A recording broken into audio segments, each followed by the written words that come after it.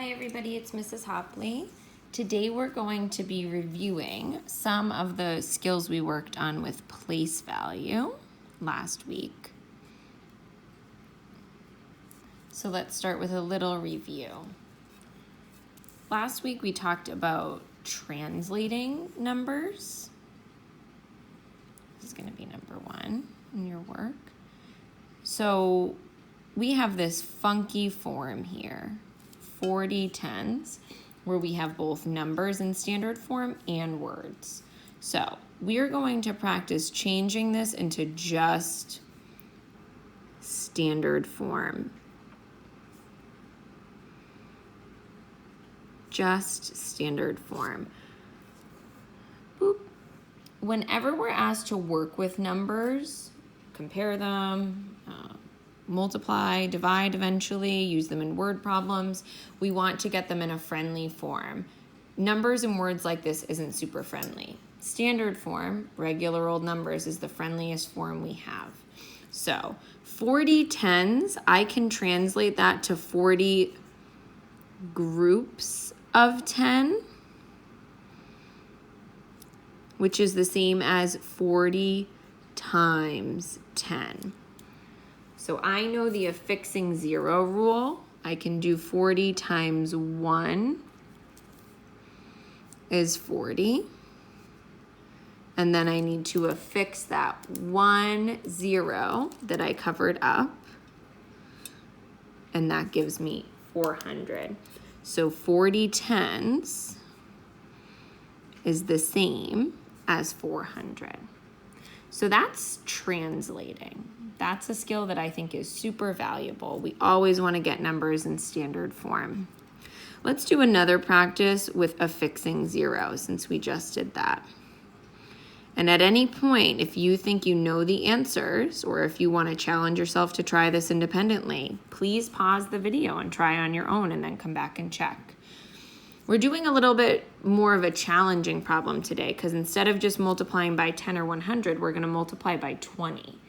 This is a multiple of 10, so the same rule applies. We can use the affixing 0 rule even though it's not 10. So I'm going to cover up the 0 in 20. Now my equation is 50 times 2.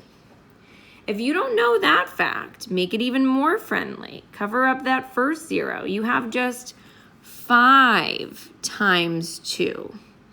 I know 5 times 2 is 10.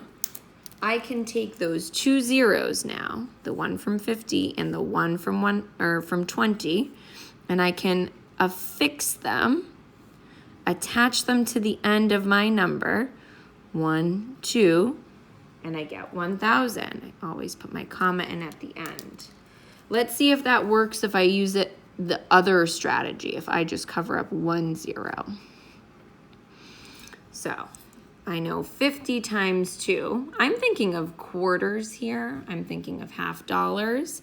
50 times 2 is 100.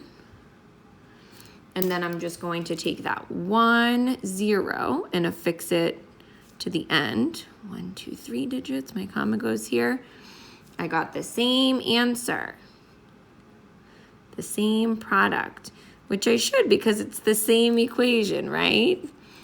We just solved it using a different strategy. All right, last little bit of place value review. Let's try doing this rule backwards now. Instead of affixing zeros, we're going to divide and take zeros away. We're going to do 600 divided by 10. 600 divided by 10. I know there's 1 0 here in 10, so that means I need to take away one of my zeros in 600. I'm gonna copy over my answer. If I get rid of one of those zeros from the 10, that gives me 60. Now I'm gonna check with the inverse. I'm gonna check with the inverse. I'm going to take my quotient, my answer, 60, times my divisor, 10, And let's see if we get 600. I know 60 times 1 is 60. If I go back and affix that 0, that gives me 600.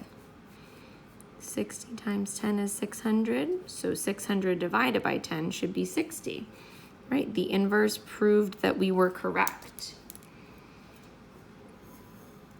The reason why this rule works, I'm gonna make us a quick little place value chart, and hopefully this is a skill that you guys can do on your own as well, making yourself a super quick little place value chart like that. When I have the number 600, I'm talking about dividing by 10, which is the same as 10 times less, which is the same as being 1/10 of. Those three phrases, divided by 10, 10 times less than, and 1/10 of, they all mean the same thing. In math, a theme in 4th grade is multiple representations, many ways to say the same thing, or many ways to show the same thing. And this is a great example. All that this equation is showing us, 600 divided by 10 equals 60, is that if we shift one place to the right on the place value chart, we bump that 6 back to the tens place. So one shift to the right, the value is 10 times less. Since the 6 is one shift to the right of the 6 and 600, that means the value is 10 times less than. All right, that's our first section of place value review.